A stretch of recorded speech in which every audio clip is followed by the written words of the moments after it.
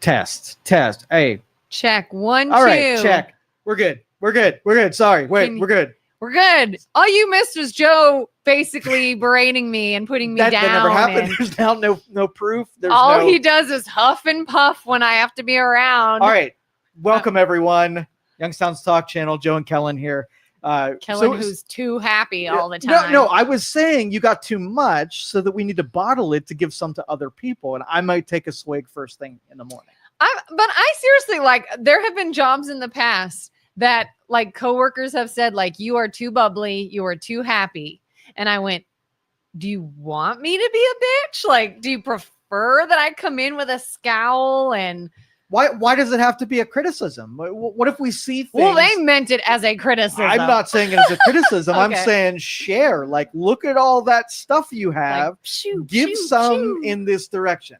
Yeah. All right, let's bring it. Let's bring it all down. And what do you want to talk about today? So I have a question. Yes. And again, this may go nowhere depending on the answer to the question. Always say that and it goes to an hour and a half discussion. So okay, well, probably not. Yeah. Probably not. Okay. But if I may go down conspiracy theory road, I was thinking the other day, what exactly is the timeline between the Trump-Musk fight relationship breakdown and the beginning of the riots in California? Did one happen before the other? The argument happened first. And then a riot broke out that gained major news attention. Yeah. And we've talked about this idea of these hired protesters. It is a thing. You can literally pay someone to push an agenda for you and go and cause a scene and have a protest and maybe cause problems somewhere and get a lot of media attention. And it is legal. It does happen. It can happen. Yeah, for sure. So if somebody, maybe, I don't know, a political party was like, uh-oh, we're painted in a bad light currently. We better shift focus. Do you think that maybe, just maybe, the LA, or is it LA? I don't even know if it's in LA. Yeah. Riots were sort of nudged to take the focus off of this relationship logically breakdown. No. Okay. Could it the apparatus of government can create illusion, wag the dog, it can create some spectacle to take pressure off? Absolutely. In this case, it doesn't make a logical jump because the benefits of it are not great, right? Because taking that out of the headlines isn't hurting either one of those people. It's not decimating reputation. They'll probably make up and kiss later. So I don't think it was them. I mean, I don't know if it was Trump-Musk specifically, but could it be some members of the Republican Party? More logically, the same thing happened the last Trump administration where they had the BLM riots. So if it's like, hey, let's disturb the Trump presidency and do the same thing this summer, you pick a topic and get everybody going. But do you think the protests / riots, whatever you want to call them, that probably were going to occur anyways, do you think anything was escalated on purpose? No, I think timing wise, I have no doubt that there'll be the summer of love to disturb the Trump administration. He's got a lot of people that have a lot of power that can disturb his presidency. And I have no doubt that another pandemic will roll out to again, mess with his presidency. The die has been cast. Who is doing it to mess with his presidency? His detractors, the people in positions of power, the bureaucrats that have lots of controls. Like if you don't think that the BRICS showing up and the people funding the riots have it on their calendar of when it's going to be most disruptive, right? And well, then maybe it's not the right. Could it be the left sort of nudging? Yeah, I absolutely do think it was completely orchestrated. I don't think any of these are authentic.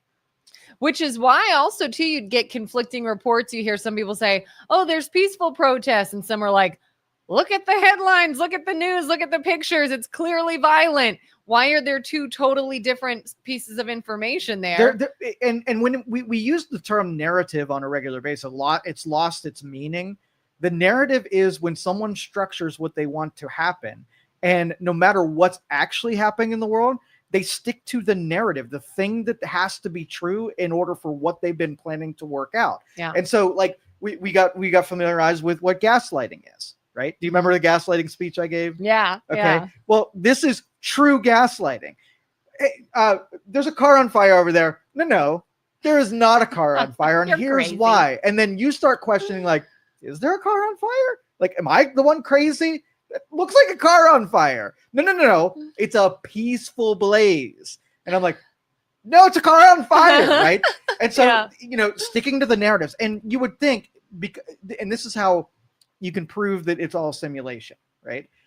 Because even you would think that the public would be like, when the person's doing the gaslighting and it's completely obvious, but now there are people who go along with the narrative in spite of them. So the person that's constructing the narrative, why they're doing it, because they need it to be true. Mhm. But regular people, right, that are reasonable should be able to point out that the person on TV and the person, the stuff we're seeing on TV are two separate things. It's a simulation. So it's a narrative. Still a thing, maybe just a different cause. It could just be, hey, this breakdown of the relationship didn't do enough to hurt them. Send in rioters, well, chaos. it's a great, you and I could do this strategy tomorrow if we want. Here's what we do. Let's just say we pick a group that we don't like, right? That's our enemies. And we find out something that has a lot of entropy, a lot of energy in it. And all I got to do is go to that entropy thing. And all I have to do is prod it just a little bit, set up some things, make something more probable and likely to happen. And then we can hit our enemy, right? By doing it just like a ninja, like no one will even know it was us, but we sparked that thing from happening. So I think we should honestly test that out. We should really try to put a YouTube video together, and we'll put how I controlled the entropy, how I controlled entropy. Controlled the entropy. Yep. Ooh. Yeah. Yeah. Mm-hmm. I want to do it now. How do you think the algorithm would work with that? Do you think it would get buried, or do you think it would be like, ooh, let's push this out?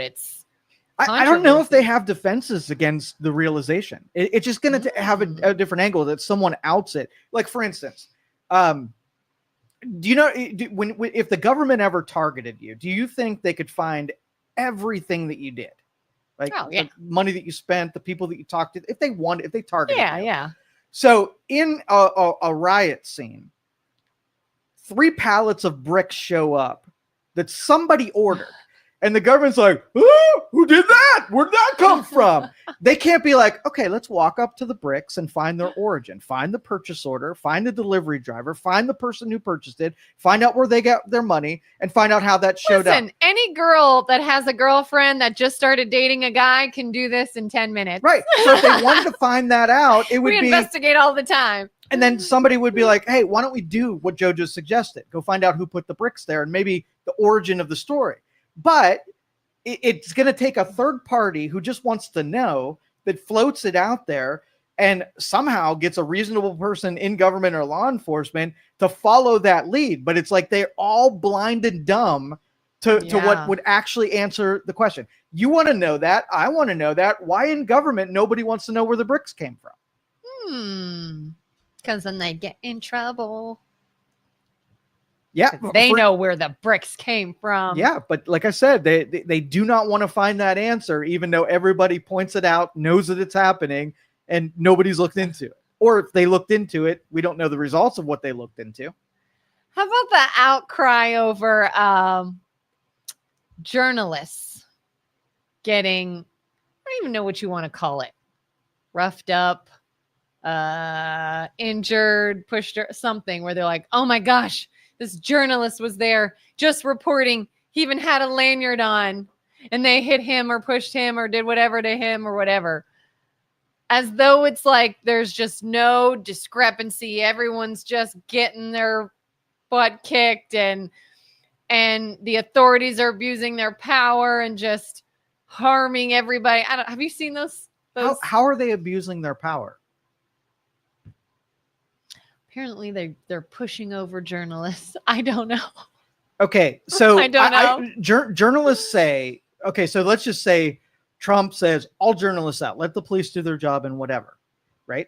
The journalists, and I heard the journalists actually respond this way. They said, we know what we're getting into. Mhm. The journalists need to be in there. The risk of being there, we are completely familiar with, and that's our job and duty. So you can't be willing to suffer the repercussions of putting yourselves in harm's way and complain that you got harmed because you were in the way. Yeah. Get out of the way Yeah. or go in harm's way. It can't be like both. And then blame the person that harmed you for doing their job. So if there's a police line and there's people throwing stuff at police and you're a journalist and you walk up to that police line, right? They're probably not going to target you as a journalist, but the risk is that you might get caught in the crossfire, and you got to be cool with it. So if you go over there and have the cameraman zoom in, different story. If you're standing in the way, you're gonna, suffer some consequences. Yeah. So it was funny. Somebody said there was this story. It was like this guy got injured and he even had his little lanyard on. And somebody said, "Oh, I'm sorry. Are they supposed to check everyone's credentials before they act? Is that it? Is it show up and then let me see if you're press. Let me see your pass to be here. Let me see this before they do anything?" And I'm just like, it's so dumb. The fighting is so that they will find anything to fight about, even if it's dumb. So here's my law enforcement recommendation. Okay. Mhm. The best way to get these things to stop happening is to assert yourself early on. Okay. So my rule said, I'm talking to the police and say, "Hey, I hear this weekend there's going to be protests. So here's what I want you to do. Anybody that is on the sidewalk where they're supposed to be, holding a sign, leave them alone. Don't touch them. Don't push them back, whatever.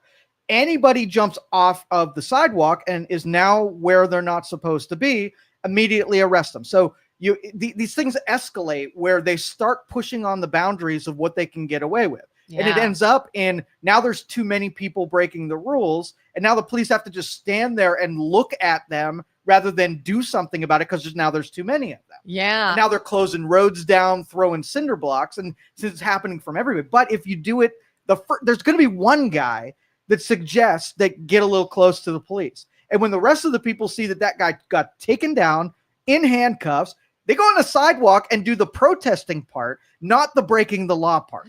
I saw a guy down south years ago when there was a bunch of protests. It might have been around the George Floyd incident. I can't quite remember. This guy went Facebook Live leading these protests down in the town where I used to live to show everyone, look at the cops arresting people because they're exercising their right. We're protesting and it's peaceful and they're still being aggressive and they're still arresting us and they're kicking us out. And the whole time you're watching it live and you're seeing you're on private property. You're not protesting where you're allowed to protest. You're blocking the streets and or vehicles. You're causing a disturbance to other people in an area that you are not even allowed to be in. It had nothing to do with your protest or your cause. Then you get obviously disrespectful. If any police officer tries to say, "You guys can't do it, go down there, but you can't be over here." And then you get in their face and wonder why they then get upset. And I'm just like, oh my God, this is the dumbest thing I've ever seen. You're not holding a peaceful protest within your rights. You're committing a criminal act and then being like, look at them trying to stop us from doing what we're allowed to do. We're being ruled by 5-year-olds. We go out to dinner, right? I'm eating my food. I punch you in the face and they kick me out of the restaurant. And I say, "I'm just eating my food." And you're going to say, "No, the part that you got kicked out for was not for eating your food. It was for punching me in the face." Yeah. Right. Yeah. But 5-year-olds, they're going to be like, "No, don't pay attention to the rock I threw at you. Don't pay attention to the car that I set on fire. I was protesting. Look, I'm protesting." Yeah. It's the dumbest justification for misbehavior is when I'm just exercising my right to free speech. It's like that. I'm not touching you. Yeah, yes. I'm not touching Freaking you. Stupid 5-year-olds is what we're coming up with. So do you remember a couple weeks ago, there were a couple of legislators that went to another ICE detention facility, and they got roughed up some of the ICE agents. That lady is facing 17 years in jail. A court actually prosecuted that she suffered. I mean, I don't think she'll ever serve any jail time whatsoever. But that was another instance. Like I was just checking out the detention facility, right? Yeah, you did not get arrested for wanting to check out the detention facility. You got arrested because you were told no, and you physically assaulted an ICE agent is the part that you're going to jail for. And I love the fact that we're cutting through the bullshit and we're laying it out for the adults in the room, that pointing out, no, what you say you got arrested for, that wasn't it, dude. It was the other stuff that we have on camera. Yes. And now you get to at least be prosecuted for it. Oh yeah. I see that everywhere. You see that like in your daily life and business and everything. Somebody will complain about something. You did this to me. Okay. Why don't you tell them what led to that? Why don't you tell them the whole story? But no. Well, I was just there doing this. Right. And then what happened? We are not going to do it. 5-year-olds, I'm telling you. And then Gavin Newsom's lawsuit was thrown out about calling the National Guard into California, which we knew it would, because it was so stupid. Like, I don't know what this guy's thinking, but insisting that these riots were going to just be benign if the National Guard wouldn't call it out, that is the sorriest excuse I've ever heard. Does it feel like he's trying to it almost feels like a desperate attempt to flex his muscles and look like a strong leader so that, I don't know, he looks better when he goes to get votes again? I don't know, because he's playing to somebody, but I don't know who that somebody is. I don't think anybody buys the bullshit at all. All right, so we suggested that this was sort of the template, and then these bureaucrats and these funders in the riot industry are going to have these pop off in other cities over the weekend. And I think we looked at the map of how many are scheduled to happen, and so right now they are sending the provocateurs out to make sure riots happen in all of these areas and all of these cities. And so you're law enforcement, you know it's going to happen, right? Do you send the National Guard and start talking to governors and get this quell the riots from day one? Or do we wait till the weekend and let the drama unfold and let the Republicans let the chaos happen so that those governors and those mayors look bad? Or is it worthwhile to kill it off before, it gets started? Yeah. I mean, it sounds like a good idea. Let's go ahead and take precaution and make sure that we learn from this and it doesn't get crazy and nobody gets hurt.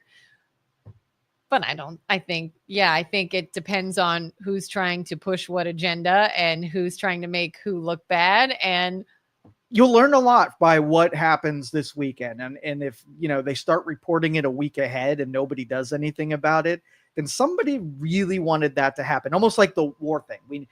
Wars are what reasonable people say that we should go to the very ends to stop from happening. Mm. But there's so much money to be made in those wars that government's kind of let them escalate. Trump is really the first president that I've ever seen that has a principle that stopping the war from beginning in the first place is the best way to quell after a war has happened. It's the best strategy. Yeah, go preventative rather than 100%. Now you've gone too far and now it's a harder fight. Yeah.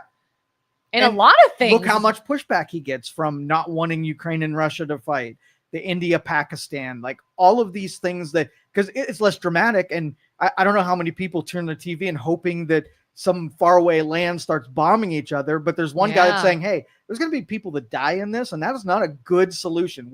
We should be more sophisticated, that physical wars where people have to die should not even be a thing. Yeah. Dennis says they want to destroy the country on Flag Day. How reasonable and progressive.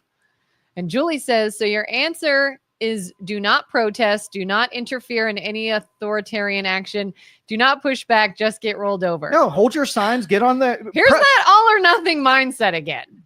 Like, you can't say I don't like one aspect without being accused of none of it. Okay, then. so let's do the ICE detention melee that happened with those legislatures, right? This is how it should have gone down. You follow the rules, right? Yeah. So you go there and you have a duty as a legislator that you can go observe a detention facility, right?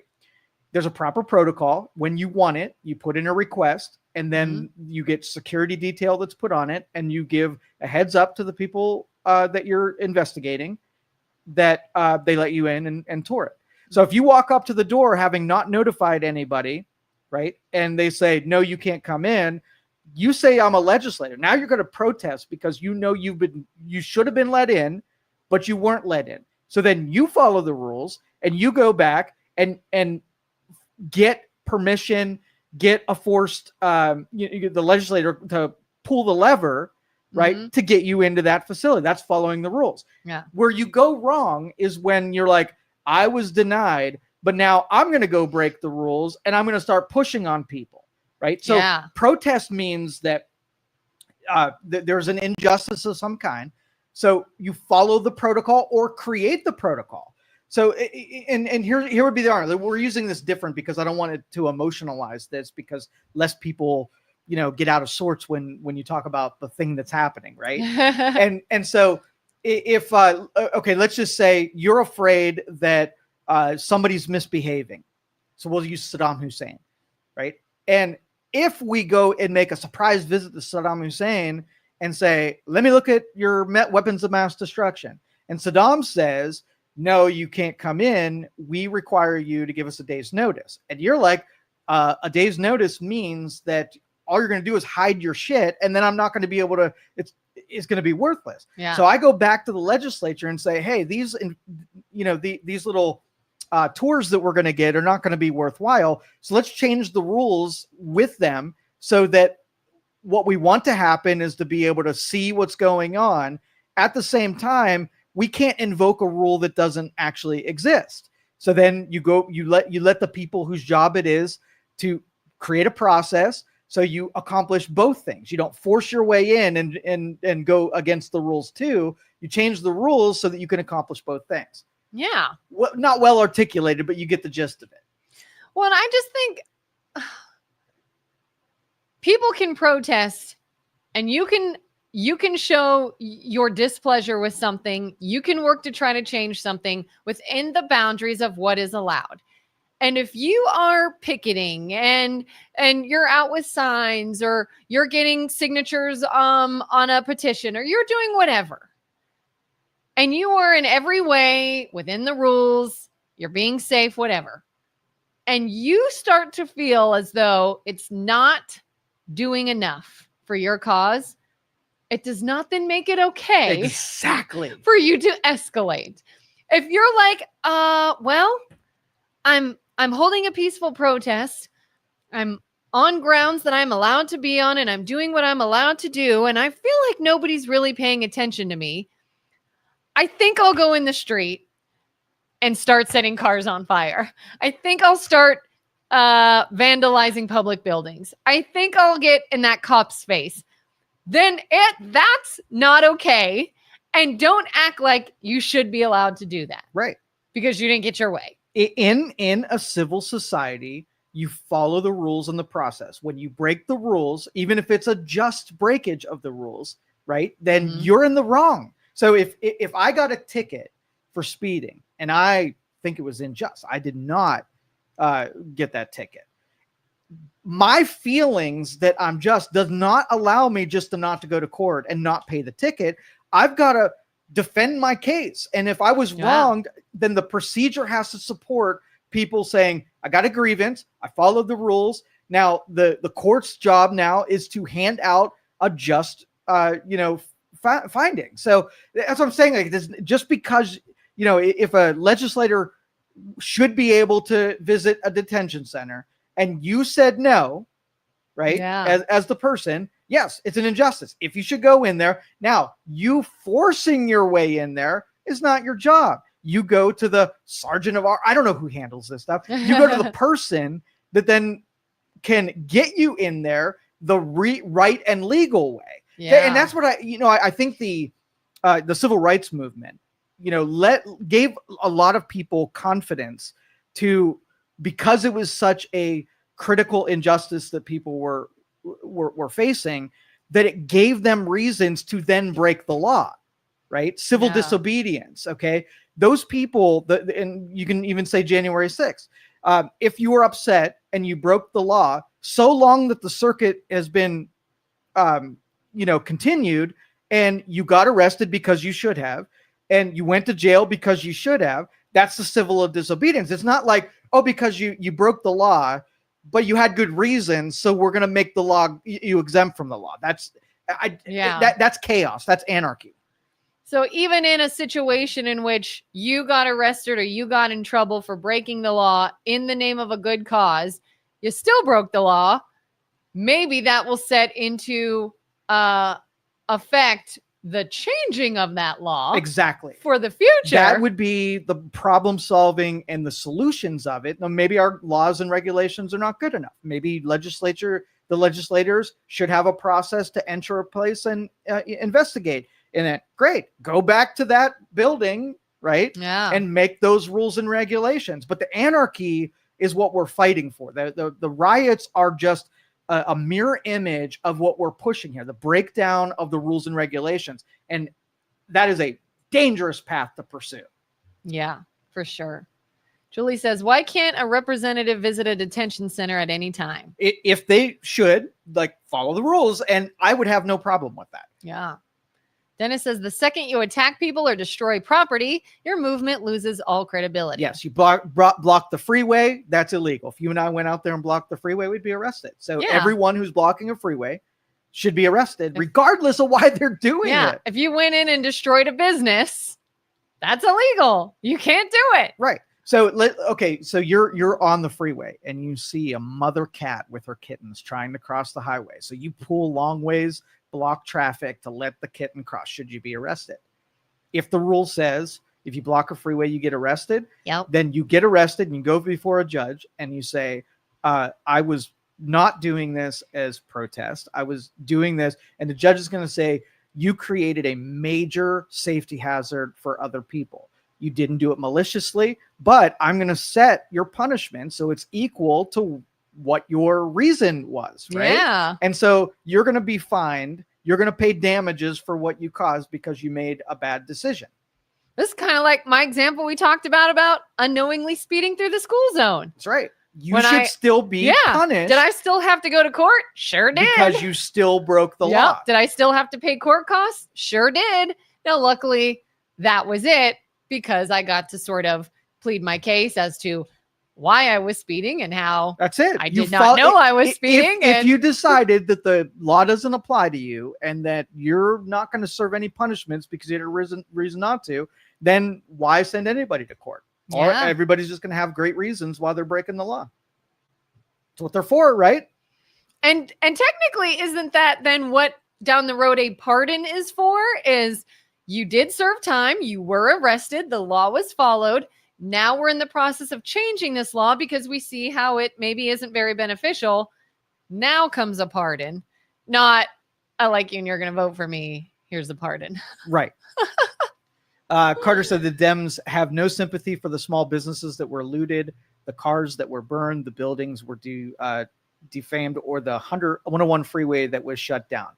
Yeah, that is how willing they are to create collateral damage for their deal. They will totally step on you. A tyrannical government will always do that, where when you're just a statistic, like you don't tell the story of the guy that got caught on the freeway that was going home to his kids because you're like, that you will sympathize with the person who now was not just inconvenienced and sat in traffic, but was put in peril because you were mad about something. Yeah. And the right for liberty, and I think you said it, maybe somebody said it over the last couple of days, where your liberty ends at the tip of your nose. Once your expressions start affecting other people to the negative, it is not a right to injure or hurt other people or inconvenience other people because you're mad about something. Yeah. I'm interested in this one. Julie says, Trump has escalated this thing in every way. Bad actors will show up. Newsom had this handled. Bad actors were being arrested by local law enforcement. Sending in federals exasperated the situation. How?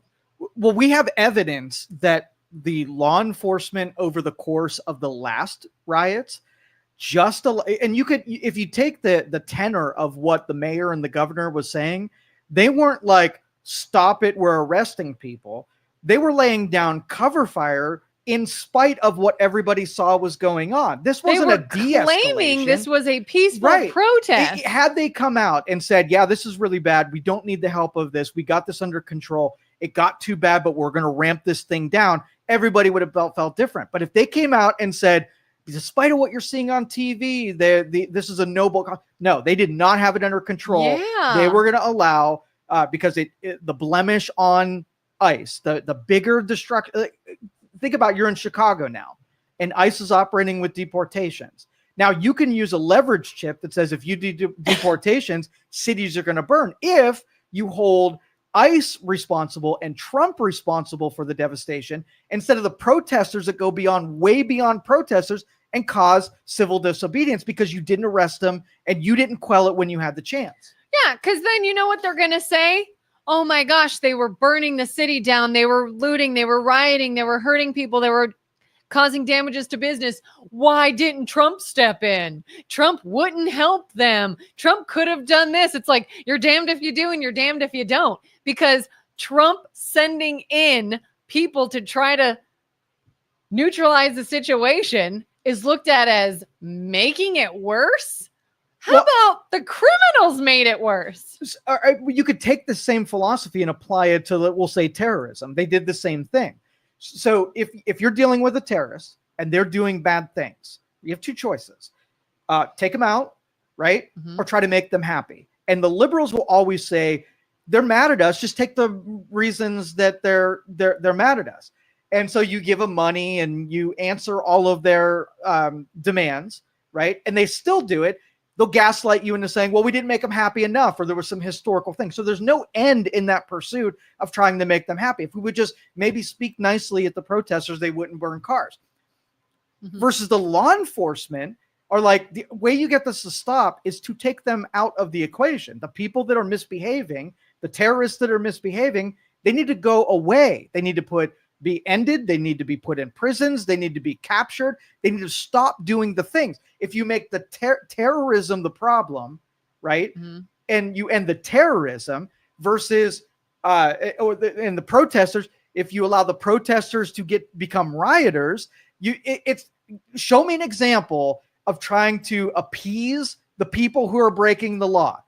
Give an example. It sounds like gentle parenting. Yeah, like gentle parenting versus get them the heck out of there. Yeah. I am not a believer in gentle parenting. It's a strategy, Julie, and I disagree with the strategy. And I don't think that if we implement that by just trying, I don't think the protesters are going to de-escalate so long that ICE is deporting the people that they are deporting.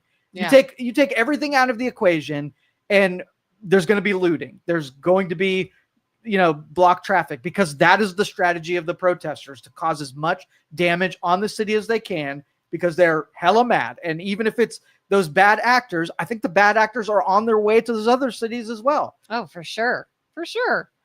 What's Joseph say? First, I'm a boomer who believes in peace, love, and rock and roll. I've involved in a number of peaceful protests, and they must be peaceful. On another side, I co-authored an HR manual for Kodak. The first thing you learn is remain consistent in your decisions. DT pardoned the patriots on January 6th. His words, not mine. Should pardon these protesters or patriots of what they believe in. So because Trump pardoned the people on January 6th, should he pardon the protesters or patriots? In this case, is that what he's asking? Well, I don't believe in the pardons.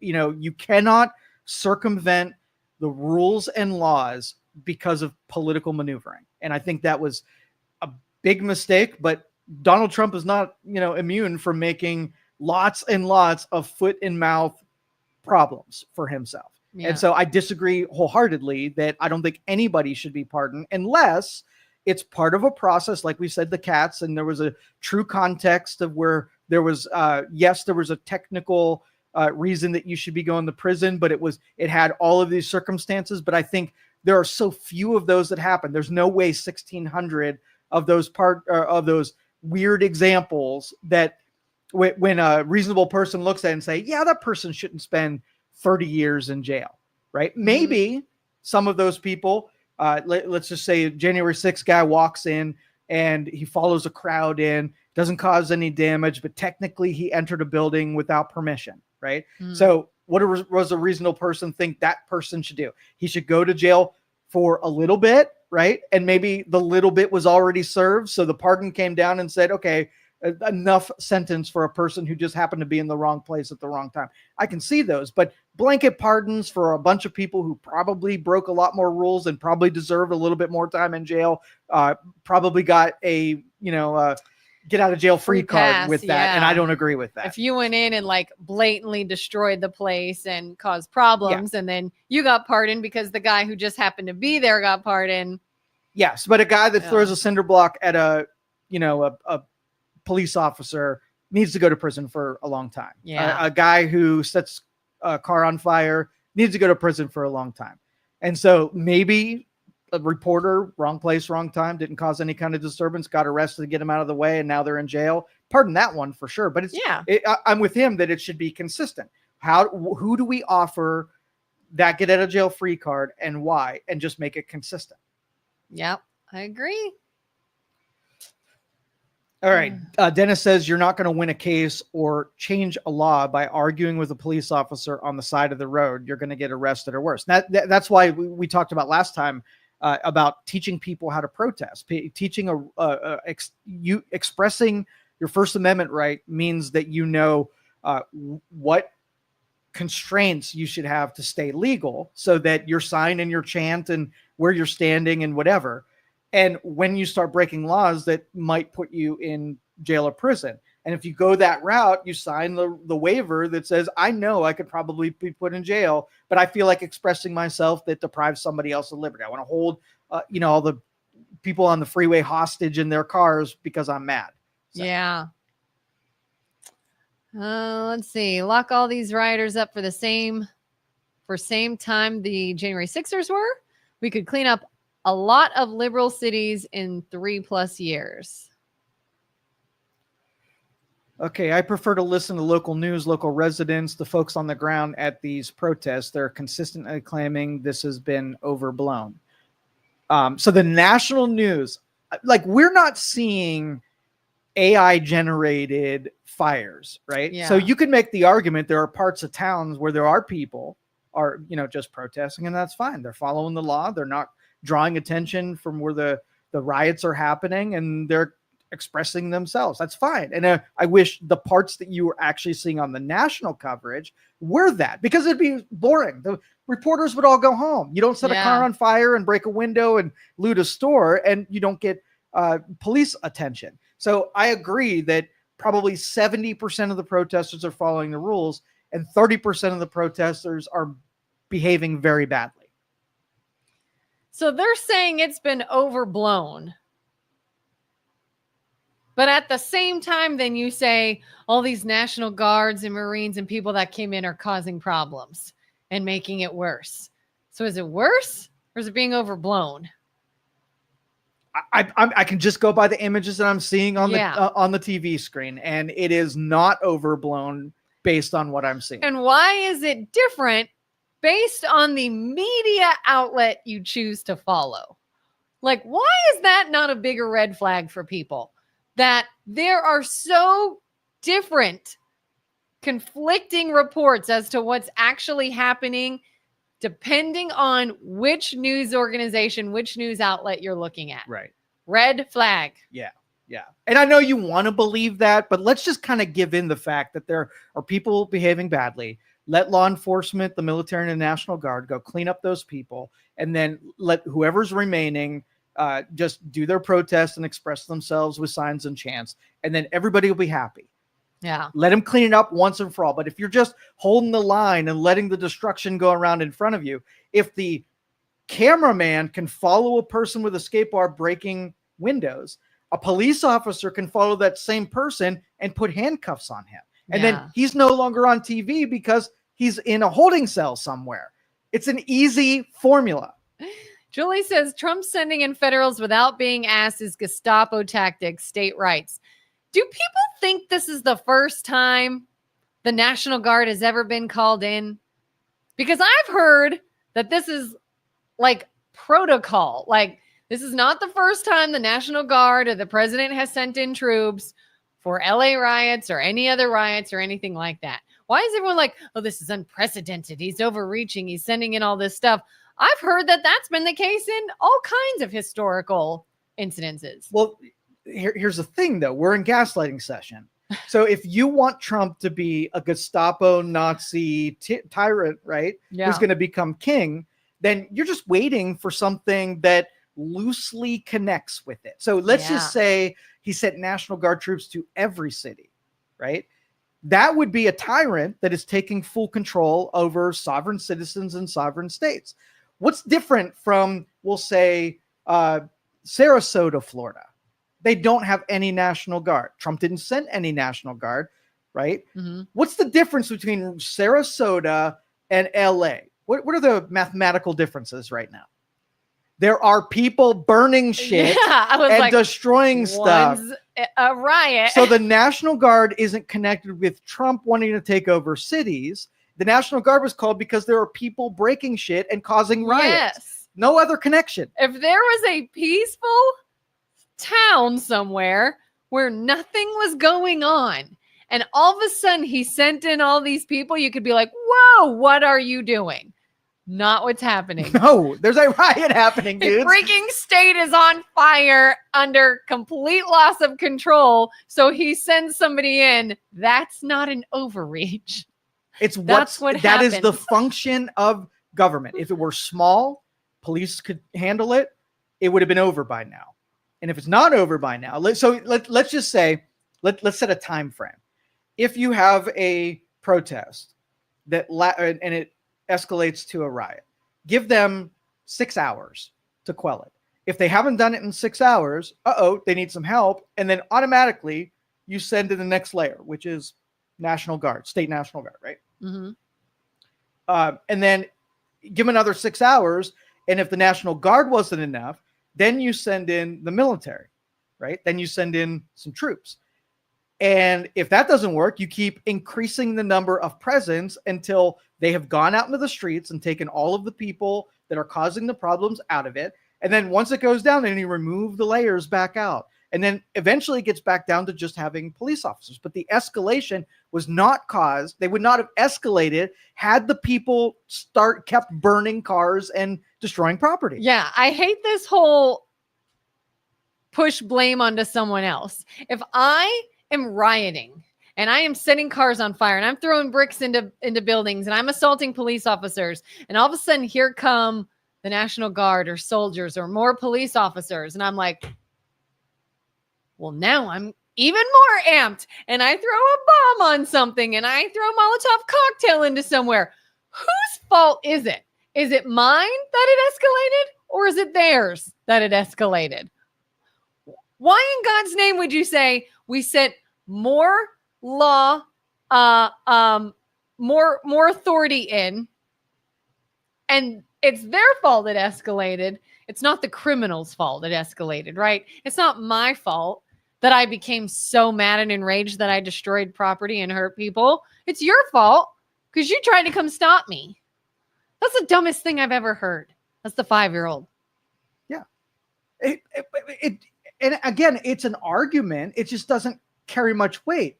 The presence of law enforcement is a deterrent. So if your store was getting, there's thieves coming in and stealing from you, right? Mm-hmm. You would, and I sent in a bunch of officers to stand around saying that people aren't going to steal when they know that there's somebody watching them and somebody willing to do it. It deters them from doing it. So Yep. now let's just say the people get mad that now you're watching them and start screaming at you like, why are you watching me? You don't trust me and you're doing it because I'm black and all that kind of stuff. Yeah. Now you're going to be like, well, the cops escalated it. They made those people behave erratically. And then you have to continue your argument and saying, okay, if the cops weren't there, what would have happened? The person wouldn't have got mad, but they would have been still been stealing. They would have still been doing the thing that was illegal. It escalated where they got mad because they were being watched. That makes sense to nobody who believes in an actual society. Have you ever had to rent a hall for an event, like a wedding or something? Typically, if you are renting a space for a party and there is alcohol involved, you are required to have security. You are required to pay. Typically, it's like an off-duty police officer or security guard of some sort, just has to be around for your event. That's like saying, why do I have to have them there? They're just going to make everybody mad and cause problems and riot and get upset and get unruly if I have a cop there. What? Yes. It's literally why you have to have them there. It's an argument, just not a good argument. It's a dumb argument. What's Carter saying? He lived in LA up top. Yeah. I lived in LA for 35 years and it's not overblown. Don't believe your lying eyes. Julie says over 200 bad actors were arrested by local authorities. This would have been over and forgotten without Trump's interference. She's not coming off of it. Don't argue it. She's stuck with it that Trump's at fault because no matter what happens, Julie is going to have some kind of be his fault. What is that? 7 dimensions of Kevin Bacon. 6 degrees of Kevin Bacon. Yeah, 6 degrees of Donald Trump. 6 no degrees matter of what Trump's happens fault. in the landscape, we will find a connective circuit that comes back to Donald Trump every single time. If 5 police officers were holding down a situation, then surely 10 police officers will make mass chaos in the situation. For sure. It would have never happened. Had you not sent those police there that arrested, oh my God, yeah, they would have had it under control. I can't believe not they a good argument. Dennis says Joe says, perfect, Joe. That's my consistency where I can be reasonable and criticize everyone. I'm on no one's team. So yeah, they want the January 6th treatment. They should get it. The January 6th folks were in jail without due process. Does that sound familiar? Dennis says January 6th is what happens when California liberals turn down the National Guard when they have it covered. Did you hear this, by the way? Pelosi actually said that they begged for the National Guard in D.C. on January 6th. She said that in a press conference, and she said she was denied. So if one side saying, right, I wanted to send the National Guard, and people signed off that it was, and this was on Joe Rogan the other day, by the way. Kash Patel said that they were denied. They denied the request, or not denied the request. They denied the their offer was send denied, them, and it was denied. So both sides are saying, one side Trump denied the National Guard. Somebody's lying, right? And what do you want to bet? No matter what, both are going to think they're right. Both. Yep. Yeah, I've always heard Pelosi was like, no, don't send them. We got this. You're going to make it worse. Don't send in the authorities. And now they're like, oh my God, why would you not send the authorities? You made it worse. We're so stupid. This is so dumb. I can't even believe. I can't believe that we're witnessing this. I can't. These are unprecedented times. Oh my goodness. It's so dumb. Dennis says one burning American flag or cop car is too many. Yeah. And, take the American flag and burn it where you're allowed to burn stuff. I have no problem with that expression, but you burn it on a city street and you're not being arrested for burning American flag. You're doing an open fire on a public street. Just like if I went there and burnt cardboard boxes, I would at least get a ticket for. If you buy, what are they called? Production grade, entertainment, whatever grade, professional grade fireworks. Mm-hmm. And you're like, I'm a patriot. I love my country. I'm going to set off professional grade fireworks in the middle of 680 or Western Reserve Road, or maybe on a playground, and you get arrested. Who's in the wrong here? I was a patriot. I was exercising my right to be a patriot, to celebrate my country. We're not arresting you for being a patriot. Yeah, for wanting to celebrate your country. we're arresting you because you set off an explosive device in public. And we don't allow that. There are rules against that, and that's what you're being arrested. That's what you're being arrested for. And Carter. Oh, Julie's gonna punch you right in the neck. Okay, so Julie says, for a libertarian, you sure want your liberties curtailed. The military has not been used against citizens in 1965. What liberties would be curtailed? Yeah, I don't know. Want your liberties to be curtailed? Your liberty to protest? Like you want your right to protest to be curtailed? I could right now go to LA. I could protest within the confines of what is allowed, and I will not be arrested. Yeah. Unless martial law is declared where it's on fire and it's not safe to be there, and they have to do something militarily to kick me out, right? But I can then go 5 blocks away and I can protest wherever it is. Yeah, Julie, if Carter came to your front yard with a big MAGA sign or a F Biden banner and his little red hat, and he yelled, Julie has Trump derangement syndrome and I'm offended and MAGA rules and all this. Julie, are you calling the cops to get him out of your yard? Are you in any way going to be upset and put an end to this? Why? Why would you? Why are you going to call the police and just come escalate the situation and make Carter even mad? No, because he's not allowed to be on your property and causing a disruption. What if he all of a sudden sets your car on fire? Is that okay? No, it's not okay. Did it, though. So it's if he does it peacefully, we're good. Otherwise, we're going to curtail that and get him off your property. And then he can go someplace where it's legal to do that, and then he should be left alone to do his thing as long as he's not breaking any rules or laws. Yep. Brian has a book here. Let me hit this. Y'all have jumped the shark into lamentably losing the plot. Just for one thing, among many, these ICE agents have been haunting the halls of our immigration courts and grabbing people who turned up for court. That is, these people were in principle and in fact not illegal immigrants. They came to court voluntarily and was arrested or illegally detained would be a better term. Now, I'm a white Aryan male, upper middle class, and a devout patriot and a lover of my country, one of. So I listen to Tom Homan, and when they're doing these raids in courthouses and schools on people's employments, they are getting a judge to sign a warrant for arrest. So where they end up taking it, there is a warrant for your arrest for deportation. So they had to go to a judge, and the judge would have to agree to them that they had probable cause enough evidence to make a deportation. So it's if they didn't have the warrant and they were just soliciting people who looked a certain way or whatever, yes, they might have had a hearing that day and were at court, but there is a warrant that supersedes the appearance that you're about to have. So they're not doing this out of sorts where they're just picking and choosing. These are all warrants that they are pursuing, not just their rather inclinations. Than like, oh, I'm a jerk. Where can I go get some low-hanging fruit? Yes. Oh, immigration court. Let's go arrest all them. So let's just say your immigration status where you overstayed a visa and you committed some other crime. And I'm Tom Homan and I went and got a warrant because you committed another crime.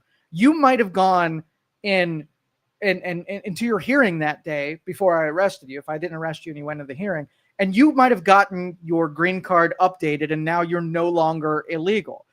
But the warrant isn't taking you down and deporting you because you're an illegal, right?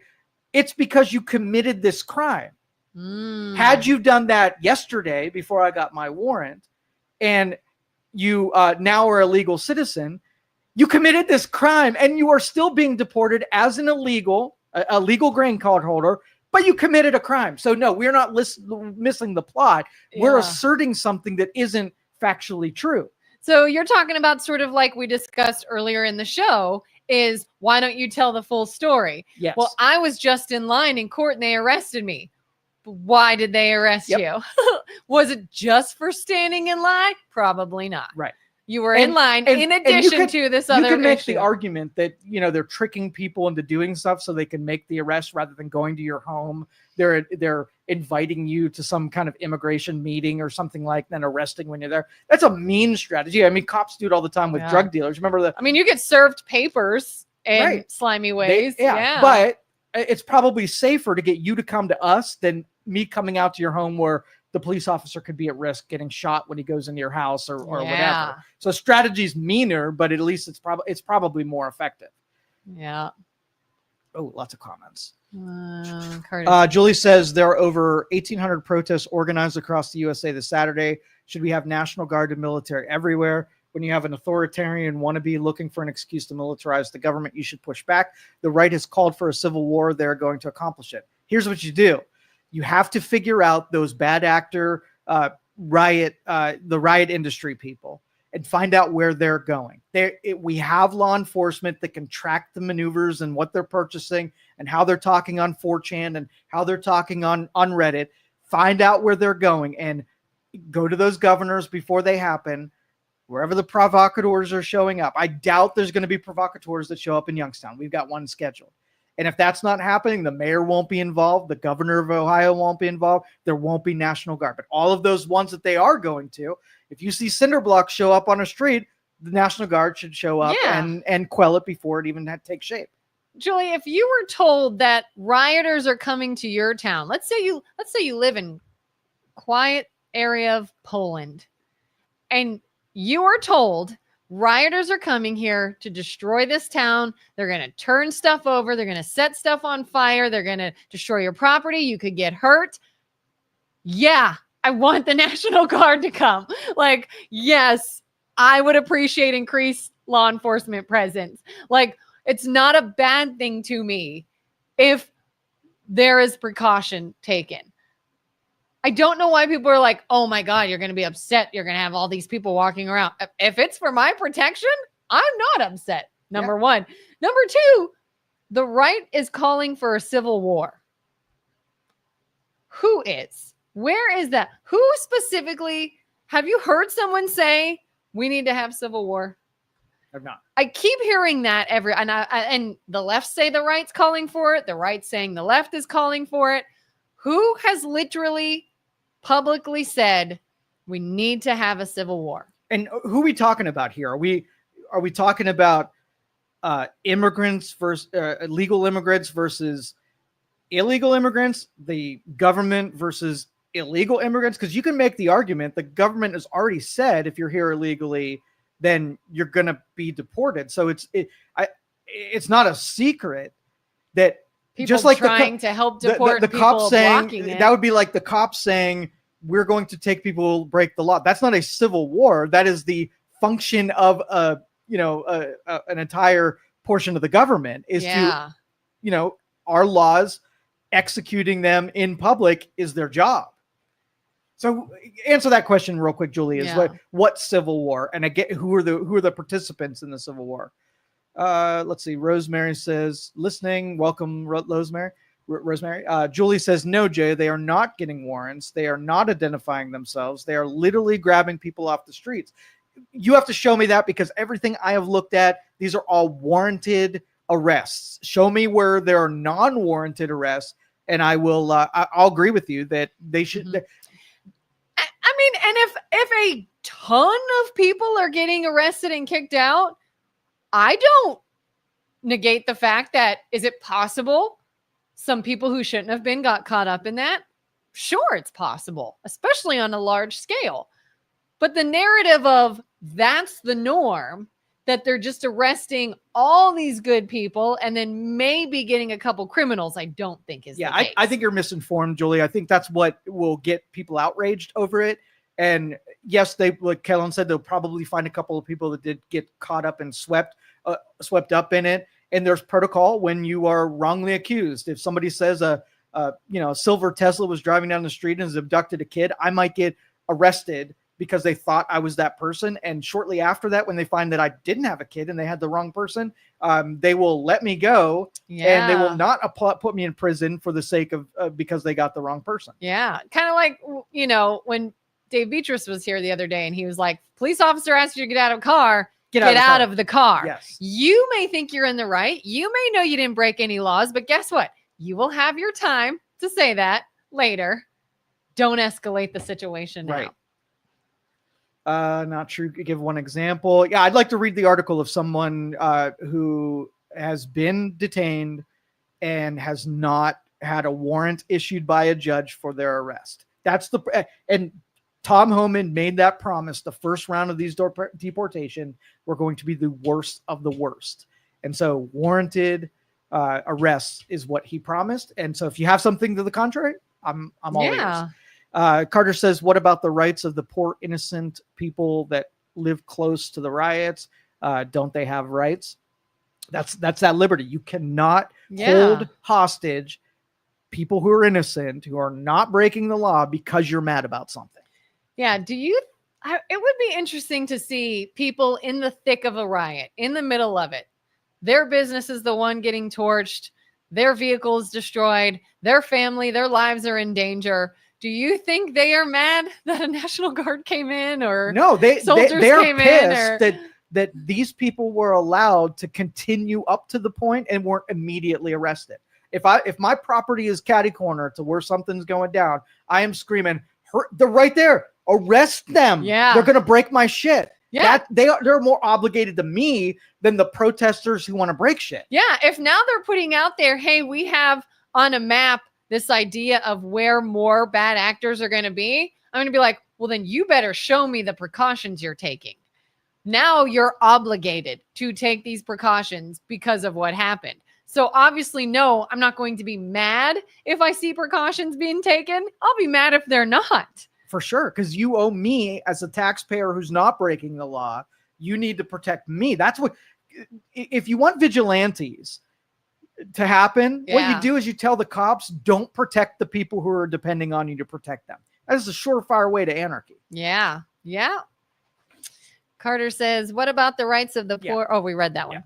Thank you, sir. Hey, Julie says, I will send you the example. So just a few citizens is okay, Kelin, but OMG, it's focus not, on the burned cop car. It is not okay. And they are required to follow the law. They are required to follow the process. So if they get it wrong, which they will, when you're arresting 1 million people, there's going to be some ones in there that didn't deserve it and they got completely wrong. We're not saying it's okay or not okay, and we're not picking and choosing who should get arrested and who shouldn't. We're saying, look at what is being said. Look at the narrative being told. Do you believe it is a bunch of innocent people being arrested for no reason? Or are there some innocent people caught up with all the other bad actors that should be arrested? That's really what we're fighting. But your argument is do nothing unless you can be 100% perfect, which doesn't exist in the real world. Which gets you nowhere. Zero. Nowhere. If you want change in the government for anything, if you want to affect change, which clearly you do if we're talking about protesting, and we say, no, you could protest and riot till you're blue in the face, and we're like, sorry, we don't make changes to government. It is what it is. Then nothing happens. So obviously you do want something to change. You do want the ability to affect change. We're saying, okay, well then something's got to happen. Yeah, and what would make Julie happen, and I do agree that you cannot take the minority and just say, well, we're willing to pay the consequences to do the action. You have to also have a responsibility to mitigate the minority. So if I was selling you a drug, right, and it cured 90% of the people, and 10% it killed them, right? Your responsibility for selling the drug, you can't just ignore the 10% that kills people. You have to do everything you can to keep mitigating. And it's like, do I abandon the 90% cure for the 10% die? Or do I just give you a reasonable explanation of how I'm trying to minimize the bottom 10 while still protecting the 90%? That we were familiar with this math, but for some reason we get confused when it comes to the all or nothings of stuff like this. Yeah, we get confused when we can use the emotion behind it to influence. Yeah, nobody does an all or nothing because nothing is all or nothing. Carter says, stopping traffic on the 101 freeway. What should the ambulance do with a person in a critical condition getting to a hospital? Yep, that's the casualty of, the upside. Okay. You're a protester. In your brain, stopping traffic does what for your cause? What does it do? They're going to make people mad at me. Okay, that's downside. Yeah. What's the upside? Like, what are you accomplishing by stopping traffic? I'm going to think that I will get more people to listen to me. By holding them Yes, freaking I guess. hostage. Everybody in this line, you're late for work. Here's why. I'm holding you hostage. You now have to listen to me because I'm literally in your way. So if you are, and you threw at me the tyranny of the the ICE agents and the National Guard, that's a sign of tyranny. Don't you think holding people hostage in their own city is a huge act of tyranny? Yeah. You are literally taking the rights and liberties away from innocent people because you're freaking mad. Yeah. We're all a little annoyed right now about the amount of construction in our area and the roads that we need that are now blocked and the shortcuts we always take that we now can't take and the inconvenience to fix our roads. If you were in that situation just because some people were upset about something else, tell me you wouldn't be at least a little annoyed. Yeah. And like I said, like Carter said, the downside is that you could cause death, injury, right? So you got no upside except for you want to control other people. Those people that piss me off. This is just a side note complaint. So there's traffic and they're there and they know they can keep you going slow. So they go slow. And then when they get in front, they speed up. Yes. That's the kind of hostage mentality that goes out in there. When I have the power, I want to be like, really stick it to you. Those are those same people that are breaking road rage. Stupid people. Have you ever done that? Have you ever like messed with someone because they were? I am the most considerate person on the planet, even if I'm mad at you. Really? I am. I will admit there was a time or two where if I am already going well over the speed limit and you are still riding me, now it's on. Now I might just increasingly go slower. When you go to pass, I speed up. I could be one of those people. Or you're on like, dude, I cannot go any faster. You see, I cannot go any faster. I am already going over the speed limit. I am stuck here and you are still about to ram me. Now I'm going to stay right beside the truck. If I'm behind you and you start doing that, I am pit maneuvering you and spinning you out into the median. Here's what you do. This is when you're being reckless. Right? This lane is the driving lane. This lane is the passing lane. If you can't reach speeds to pass, get out of that lane. What if somebody is in front of me and beside me? I cannot go anywhere. I don't know what you think I'm going to do right now, and you're still right on my bumper. Now I'm mad. Now it's on. Think of it as a proxy. They're not on your bumper. They're passing through you, and they're displeased with the person in front of you. Yeah. You just happen to be there. But who are they going to hit? The person in front of me? They're not going to hit you. Quit being dramatic. They're showing somebody the displeasure. I pit you. 100% I pit you. Whose fault would it be? The idiot who's not going up to speed, or the person who takes the? I'm not saying I'm not going up to speed. I'm saying I am already well over the speed limit. What lane are you in? Left lane or right lane? Well, I guess technically, if I'm able to block you, I would be in the left. Yeah, get your ass over in the right lane. And what if I can't? You can figure it out. Even if you have to slow down and get behind somebody, don't inconvenience me, because the person in front of you is I'm really mad at. And if you put yourself between the two of us, there's going to be problems. I am not going to, for no reason, cause drama on the roadway. I am a scared driver. You just said you're going to slow down to piss me off even further. And if you do that, I'm going to spin you out. My drama starts when I have nothing else to do to appease you, and you're still being an a-hole. You escalate it. That's when it comes on. Well, don't be mad when I spin you out because you started it. I don't know what that means, spin me out. Okay, so the pit maneuver is where I pull up on your bumper, right? And I go a little bit to the side. And when I hit you... Like off the road? I'm one side or the other, whichever I can get to. And I just hit your bumper on the left side or the right side, and it spins your car out. And then you spin down in the median. Now you're out of the way. Now I can really. And if you kill me, you're going to jail. It's your fault. It's your fault. No, listen, you slowed down. Listen, and we're Joe. Yeah. Who caused the crime? No. Who hit somebody? Now you're the protesters escalating and saying it's the authorities' you fault. escalate. Had you not done that, I would have never spun you Listen, out. You're the cause of it. Was I going below the speed limit? No. Was I allowed to be in Oh that no, lane? you got to use the same. Yep. You got to use the Was same I logic. driving with safety? Yep. Did you purposely strike a vehicle? So if you weren't there and didn't do that, would I have spun anybody out? Did you purposely You strike a escalated it by vehicle? just being there and doing that. It's your fault. You're blaming the National Guard for the protesters amplifying the situation. See how we did that? We pointed out the absurdity. So. What was the name of your video you were going to start this morning? I don't know. I forget now.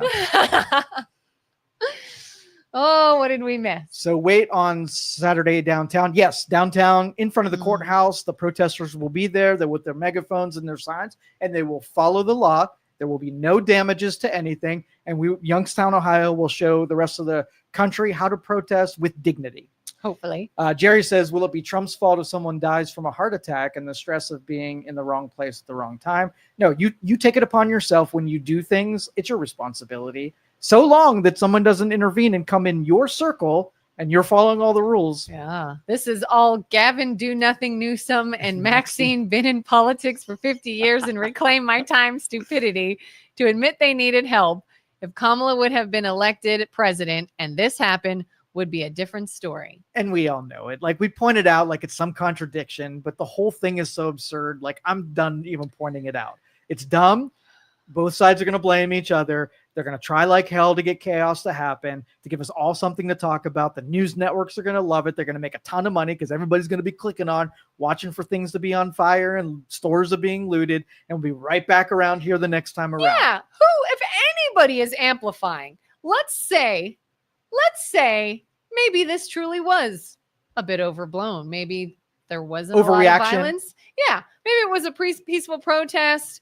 It was within the ability of the local government to handle it. You think the media in any way escalated it? You think the media benefits from showing outlandish, crazy, headline-worthy things?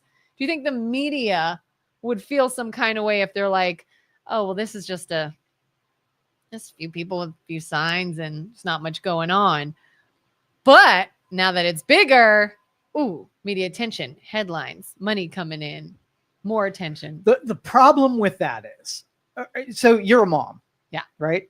If your kid is in the floor on the floor tantruming and you're paying attention to your kid, does your kid do some theater and make play to your attention? If you like went in a different room and started doing something else and there was no one watching the tantrum and you had a video camera set up slyly in the corner, do you think they would continue the tantrum if they weren't being paid attention to? No.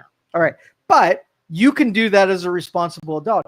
You can't tell like, hey guys, this is stuff's going on, but stop paying attention to these people and they'll stop playing to the crowd that is paying attention. You can't do that. So that's not even a thing. So yes, the media is to blame because making these people famous, but you're not going to, that's not, there's no play. But we're all still stupid and we watch it and we argue about it and we. Yeah. Dale says, so it was just reported that the teachers union in LA are funded the protests along with other groups. Yeah. The SEIU, the service industry workers, the educators, what is that? LA, the teachers union are fighting. Sure. They all want this to go terribly bad. And the unions are just corrupt Democrat entities. And they'll make sure that Trump gets another blemish. So yes, Dale, you're right. Still waiting for an answer on who is calling for civil war, by the way. Just throwing that out there. We live in, and that's the thing. I love these man on the street interviews when they go through the protesters and ask them to talk, because it is so revealing of how everybody walking around is a walking freaking bumper sticker. The only thing they say are the clever things that are on their signs. Yeah, they don't even know what it freaking means. It's all their talking points. We're gonna lose all our rights. Oh my God, what rights? What rights are you losing? I'm sure a lot. Like So that's what it is. Trump's a Yeah. tyrant, so everything's tyranny. Trump's a Nazi, so everything is Nazism. Like it's just so old, and I don't have anything new to add to it. So would you be upset? Somebody had asked earlier if National Guard and soldiers were suddenly everywhere. Would you be upset? What if you started seeing more drones everywhere? Remember way back months ago when there were all those big, enormous, mysterious drones? Would you feel some kind of way if our society adopted drones that were just hovering all the time, almost like you're always being watched? Almost like the government is watching you with drones in the sky everywhere? Would you like that or hate that? I would freaking hate, only because I don't trust my government. Like Big at Brother all. watching all the time with their drones. Under circumstances of emergency, you expect to do things that you wouldn't normally permit a government to do. So you have to pose that question with the context if this is an emergency. Now, I don't trust anymore that the government won't create the emergency so they can do the thing. So they use the COVID stuff to be able to do things they couldn't otherwise do, like sell pharmaceuticals. And so now I don't trust their declaration of emergencies of being true. Like, could they say, oh my gosh, we're in this unprecedented time of civil unrest. We better have extra security everywhere. Send in the drones. Exactly. Or, oh my gosh, this unrest in Ukraine and Russia. And who knows if we could get attacked. So send in the drones. We got to be looking at all times. And all of a sudden, it seems like a totally valid reason why we're all being watched. And then we're all of a sudden like, hey, we're all being watched.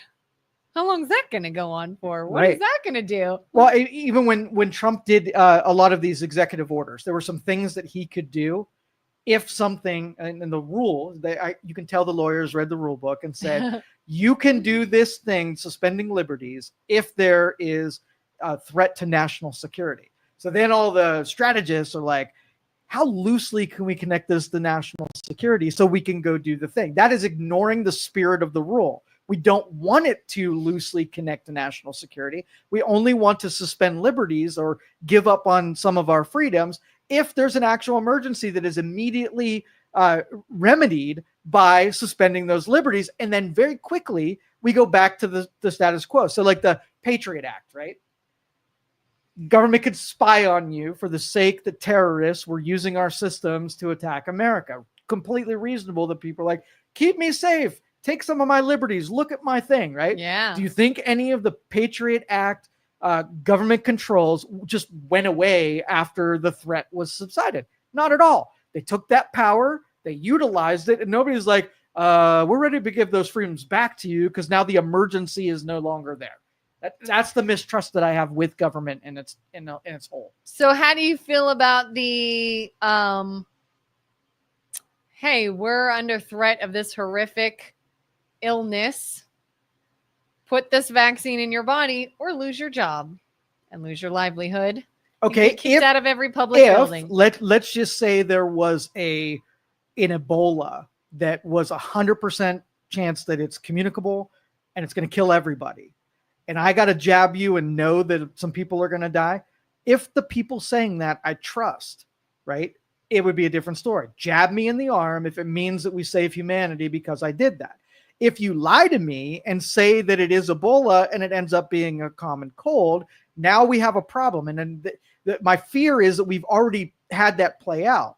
COVID was overblown. They wanted a response much bigger than it was needed to be. And they tricked a lot of innocent people into taking a vaccine that they wouldn't have taken if you didn't say everybody's going to die. So that nightmare scenario has already played out. Well, not only tricked them into doing it, but made them do it. Yes. Required without choice.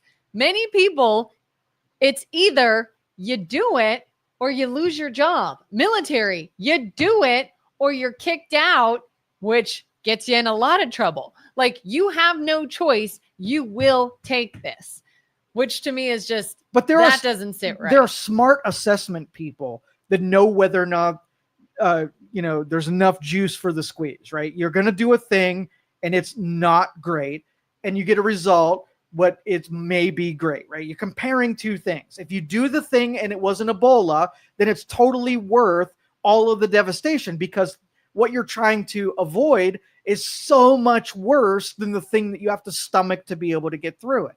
And that's why we got to have trust that the emergency is being depicted in a way that's honest and truthful, and that those people are able to say, I'm sorry if they're ever wrong, which they don't know how to do.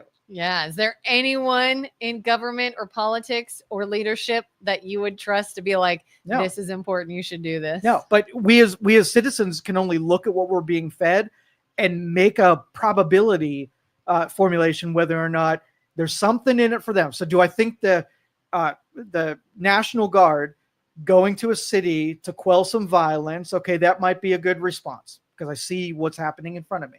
Now, if the National Guard takes over that city and remains after the city, then Julie was right. He just wanted an excuse to send the National Guard. Now that there's no violence, the National Guard's still there and they're still controlling the citizenry. That would be me being wrong and Julie being right. I give it a high probability that when the violence goes away, so does the National Guard. I feel like I'm going to be right in this. Yeah. Yeah. Krista says the COVID vaccine went to that extreme because of the number of people who were dying. It was all a point where something had to be done to minimize the exposure. What do you think about Trump's speech to the armed forces yesterday? It sounds like he's pumped to use the military against our own citizens.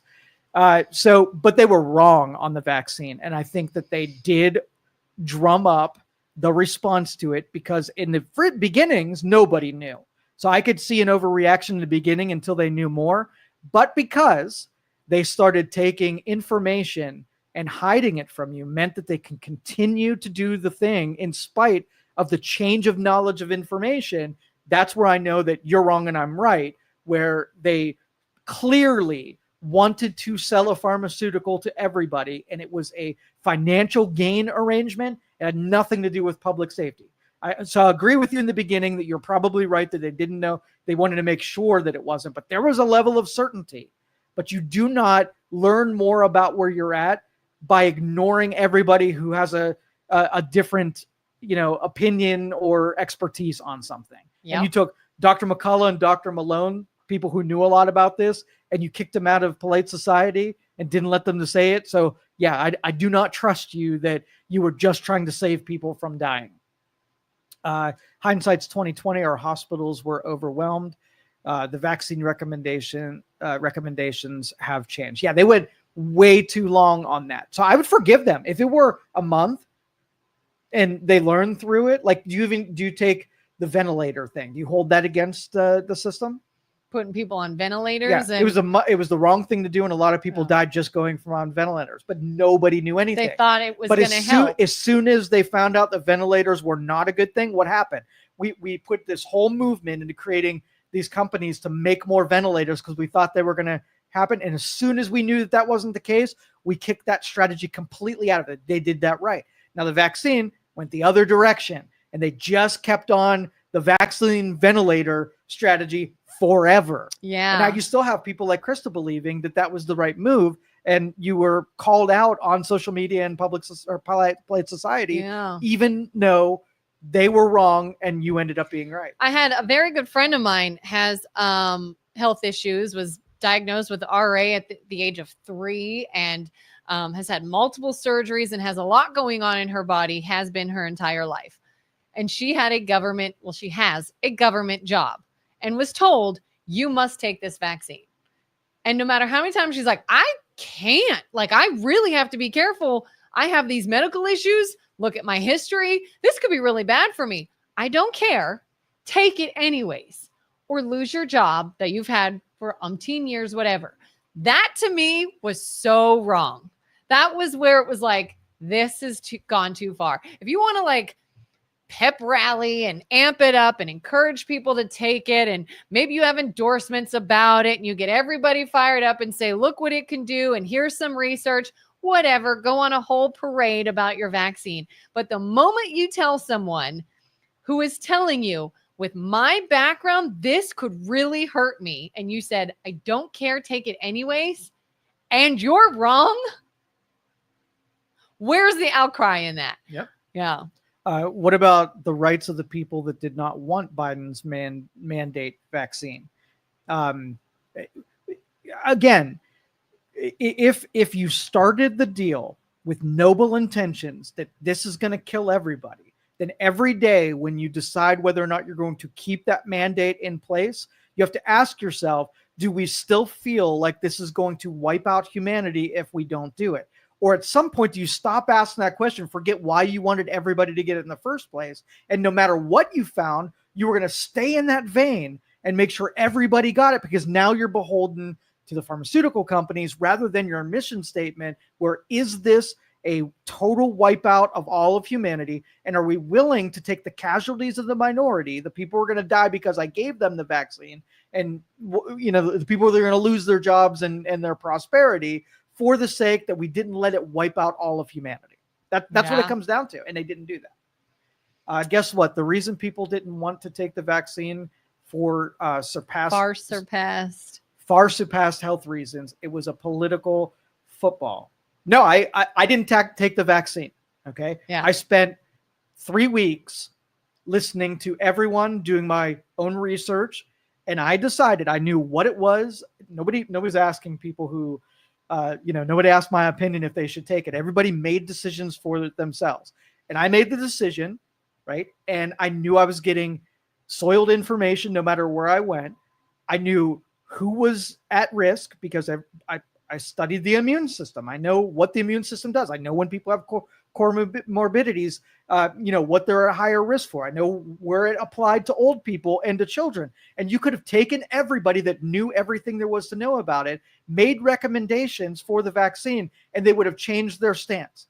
What they would have done is they made it mandatory for people who had a high risk of it. So old people would have still been mandatory. But a 20-year-old kid with a bulletproof immune system, you would not take the risk for that dude. But the flawed logic that everybody had to take it for anybody to be safe was just misaligned. Yeah, and I don't think people chose not to take it because of politics. Maybe a handful did. I don't know anyone that would put their health at risk just to thumb in the eye in politics. I guess there are some extremists. People chose not to take it because they didn't know enough about it, and they were afraid it could cause harm, and they wanted some more information. And if you took that right away from them and forced them to take it anyways, that's wrong, number one. And that is making it a political football. Not refusing it. To me, requiring it, regardless of their own health background, is more of a political football than someone saying, hey, that could be really serious and I don't know enough about it and I don't want to take it yet. Yeah, but we did ruin that. If there is a public health emergency, that is ruined for all time, because you don't think of something actually happened that you would have half the population that said, F you. I don't care if you tell me to do it or not. We lived through this once. They fumbled that political football that nobody's going to trust anybody ever again. And it's going to require, that's the kid who cried wolf. We talk about this all the time. Yeah. You have NHI that has one objective, is to do it right and be correct and be right, or else the public trust will be eroded forever. NIH, not NIH. Yeah. I can tell you for a fact that the use of COVID, they used COVID to make money. I was in the hospital for it and was tried to be kept for 2 extra days for no medical reason. I was released by my lung doctor, but another doctor was denying it for no medical reason. I filed a complaint with Mercy. Yeah, war makes a bunch of people money. Health crisis makes a bunch of people money. If you don't think that they followed what they would allow to extract as much money out of consumers and out of the sick, you're crazy. Yeah. Herd immunity was absolutely necessary, and the strategy was there for a reason, but everyone learns from evaluated experiences. So agree or disagree, or agree to disagree. Yeah. And again, that was a strategy. We did achieve herd immunity. I got COVID. My family got COVID naturally, and I have an immunity against COVID. Same thing with flus. I had to say, we went through this whole thing. Like, I don't like taking medicines or vaccines at all. So when people get the flu and they're like, you better get your flu vaccine. So once you start down the path of being immune against something, you're not as good as someone who creates a natural immunity. And I prefer having a natural immunity to having some fabricated one. Because once you go that direction, you're dependent on vaccines, and I didn't want to be. Yeah. I wonder, I got COVID before I ever got the vaccine, and I'd say it was like a cold. I felt like I had a cold. Got the vaccine because I trusted certain people, and luckily I was okay with it. Knock on wood. So far, I'm okay. Then I got COVID again. It was way worse. And everybody's like, oh, it has, what's the word? Mutated and it's advanced and this is a different strain. It's not the vaccine's fault. And now I wonder, like, did I catch a mutated, more serious strain? But you accepted that response. You did.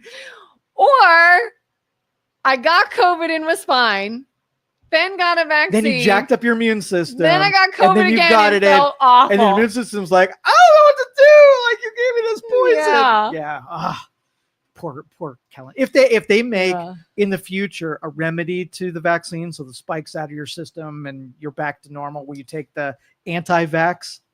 Well, I feel like it's almost going that way. Like I never got a booster. I quit then and there. I'm like, I'm not doing this every year. You know, like how they're like flu vaccines every year. I never did it again for COVID.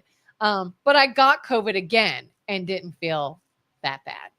So I'm like, maybe you're healing, maybe your immune system's kicking in there. And I hope that's the case. I hope that we don't have a lot of people who are damaged for all time now and their immune system will never behave. You don't have SAIDs is what they're calling it. Oh, I don't know. I've heard of like long COVID. Is that what? It's not even a thing. Long COVID doesn't even exist. But I mean, you have a damaged immune system from the vaccine is what it is. Yeah, people saying that now because they took it, they have all these like because you freaking wrecked your immune system, kids. Okay. Now, but if you had a way of therapy that brings your immune system back to pre-vaccine levels, I think you can do those therapies. I know in the future someone's gonna come through that. It is interesting to think too. Not only my experience with it, my kids did not get the COVID vaccine. But again, also all got COVID and it was like we reached herd immunity and we should have used the vaccine to protect the people whose immune system was not capable of getting them to that herd immunity. Let them get it safely.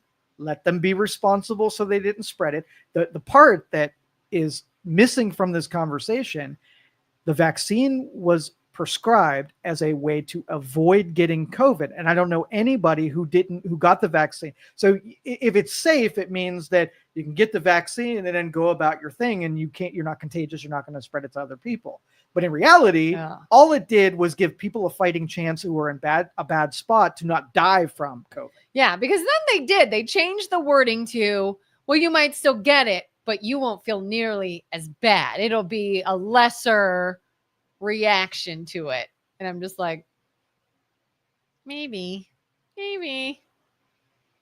But I wasn't. Everyone's like, oh, I gotta go get my booster. I was like, nah, I just want to see how this plays out. Like, you got me once. I'm just gonna wait and see now if it was okay. And I never got it again. Julie said 2 people I know died from COVID because of political persuasion. Sad but stupid. How did they die because of political persuasion? Felt pressure not to get the vaccine to stay true to their politics. Yeah. And if somebody was pressured to get the vaccine and it damaged their body irreversibly, are they now sick because of political pressure? Yeah. Again, it was a bad situation. And the only person that I believe in after this is myself. I made the right decision and it was a coin flip. If you don't think that me not taking the vaccine, I had my doubts, that I was questioning the authorities of government. I was going out on my own and everybody was telling me I was stupid and there was pressures that I was wrong. I was trying to make an informed decision and I ended up being right, but it could have gone the other. What if I would have got it and I would have died? You'd have pointed at me and say, well, you should have got the vaccine. And then the same thing on the other side. Got the vaccine, and had you not take the vaccine, you wouldn't have died from the complications of the vaccine. Same thing. Everybody just has to make the right decisions for what they know and what's good for themselves and their family, and that's it. And I remember too hearing a lot about, the hospitals are overwhelmed. There's so many people there, and I am sure, I know were very severe emergency cases in the hospital. Do you also wonder, though, if they were so overwhelmed because everybody got scared? Because I know, like, when it first came out and you heard somebody got COVID, you were like, oh my God. The gas station effect. The toilet paper effect. Yes. Like the panic. Straight to the emergency room. I got a sniffle. There's COVID. Check me. I think it's COVID. I don't want to die. What's going to happen to me? And now you've got everybody and their brother in the emergency room that maybe wouldn't have gone if you didn't tell them COVID was a death sentence. So yeah, emerging themes here. Yeah. Let's see. Patricia says every person I know who got the vax regrets it, and if they had to do it all over again, they would not get it. But I don't fault them, because the people who wanted to have trust in the public health officials, they were just doing what they were told. So they are victims of bad information or bad leadership. And again, it's going to be harder the next time for them to trust those same authorities, and that's a good thing. The health officials have to earn the trust back by saying what they would do different. Ask the Faucis of the world. Let's just say this happens again. How are you going to field these out? Are you just going to tell people to do what happens, the aggregate, or are you going to care about the individual who's about to lose their job or die from complications, with you telling them you don't have a choice in it? Yeah. We just want information, and we want to be able to trust those people. Yeah. Like Julie says, we didn't know what we didn't know. We were not the first country to mandate the vaccine. Would you feel better if people like Fauci and Biden and everybody who was sort of in power at that time came and said, we were going off of what we had. We were wrong. We got this wrong. Going forward, we're going to take different measures to make sure we give you accurate information. Would you feel better rather than them just saying, look, COVID was bad and you needed this vaccine, and like standing firm in what they said, like you should get it still, and you should get boosters, and we weren't wrong. We were correct. We saved millions of lives with this vaccine. And would you feel differently if they came back and said we screwed up? But now, okay, so I have a big problem when science starts talking in absolutes. So if it were presented this way, like, okay, guys, here's what's happening. We don't know anything about this thing that's happening. We have a couple of these trial things that haven't been really tested. And so we're going to take risks at a level that everybody's comfortable with. We can't, if I said, if you take this vaccine, you will not get this. That's them talking in an absolute. And I'm thinking, all right, so how do you know, right? How does science know when something does or not happen? They have a sample group. They test it. They have a certain people that it applies to. But if you said an absolute, you don't get it, right? I'm like, you don't know that, and you just bullshitted me. Here was another one. They said, you're going to get this shot in your arm, and the spike protein is going to be introduced. It is a very short shelf life, and it only lasts X amount of days, 30 days once it's in the system. And I'm thinking, you just talked in an absolute. How do you know that, right? Yeah. It's theoretical, but when you have a theory about something, you share it as an actual theory. We think that this will only live in your arm. So you're letting me know that you're pretty sure, but there's a chance that it doesn't, and then you can take your own risks accordingly. But if you lie and tell me you're certain of something and you have to apologize to me, like, you put me in the crosshairs of risk. And this is what I see the government doing to RFK Jr. on a regular basis. This is the reason, one of the reasons I like him, and other people may not, is he will flat out say, I can't tell you to take or not take anything. I don't know your medical history. I don't know your background. I don't know your risk factors. I'm just going to give you information. And when he was facing the Senate one day and they said, you need to tell people to get the measles vaccine. You need to tell people it's not dangerous. And he would go to the point where he's like, look, do I think the measles vaccine could be good for people? Yeah. Do I think some people should take it? Yes. Do I think it's harmful for everyone? No. But I would never say everybody should take anything, because if you're pregnant, if you have an autoimmune disease, if you have an issue, if you're under the age of 6, if you're whatever, it might not be good for you personally to take it. So I would never blanket it for everyone. I would only say, here's what I like about it, and here's some information to Talk make to your your own doctor. decision. Yes. But what do they say? Oh my gosh, he's telling people not to take it. He's going to make disease spread. He's dangerous. He won't just tell people to do something they should do. And it's like, if he did, I would question that. There's that tyranny again. It keeps popping its head. The people who approach Trump as this tyrannical leader really take it upon themselves on a regular basis to want to control the actions of other people, which is the actual definition of tyranny. Yeah. They're the tyrants all along. They were the tyrants. They just want to control your money, your property, your decision making. Anytime they can take you hostage, take all of your free will and your sentience, they're going to do it every single time. Yep. My mom was in assisted living before COVID, but had that happened before COVID, I couldn't visit her. I'd have gone ballistic. Yeah. Krista says, no, RFK Jr. just fired the entire vaccine advisory board. He can't tell you to take something or not, but he'll fire the people who can. And then Bobby will tell you, just go take vitamin A. Yes. Get rid of all of them because they are terrible. He just fired the people that can tell you to take the vaccine. Why do you think an advisory board can tell you to take something? They don't know you or your medical history. Yeah, they suck. That's a blanketed statement. They suck and they're out of there. And he's going to put, and I know you're being flippant with the whole vitamin A, but it is a shame that during COVID that they weren't telling you to take vitamin supplements and get out in the sun and do all the things that your immune system needs to fight against something. They what they do? They go into the big brother, put a shot in your arm thing in, and even with the ivermectin and the hydroxychloroquine, all of that stuff could help, but they were beholden to the pharmaceutical companies that wanted you to buy one thing and one thing only. Yep. It's like, hey, this could be potentially serious. Let's all start building our immune systems, watch the sugar, get plenty of rest, get your vitamins, keep your body moving, fight back. No.